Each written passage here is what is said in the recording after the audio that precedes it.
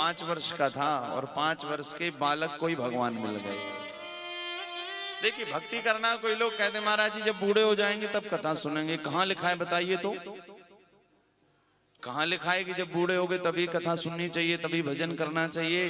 भागवत में ये प्रमाण है। ध्रुव 5 वर्ष का बालक और उसको गोविंद मिल गए। बुढ़ापे में भक्ति नहीं होती। जितनी बढ़िया भक्ति बचपन में होती है, बचपन में चित्त में ना तो कोई विकार होता है, ना किसी के प्रति राग होता है, ना द्वेष होता है, ना कोई बुराई होती है। बचपन से यदि भगवान में लग गए तो भैया 55 तक ठाकुर जी मिल ही जाते हैं। अब तुम 55 से ही भजन करना शुरू करो तो फिर महाराज मुश्किल है। लोग कथा कर सुनना कब शुरू करते हैं? बोले अभी नहीं महाराज, थोड़ी बाल वाल जब सफेद हो जाएं, और जब कान के पास के बाल सफेद होते हैं तो फिर सोचते हैं चलो अब आज चलेंगे, आज कृष्ण जन्म। पता है ना आपको सबसे पहले कहाँ के बाल सफेद होते? कान के पास। राजा दशरथ ने जब देखा कि कान के पास के बाल सफेद हो गए तो राम को राजा बनाने का संकल्प लिया, छोड़ने का। और दुनिया क्या करती है, जैसे जैसे उम्र बढ़ती है 55-60 के होते वैसे वैसे दुनिया को और पकड़ते हैं।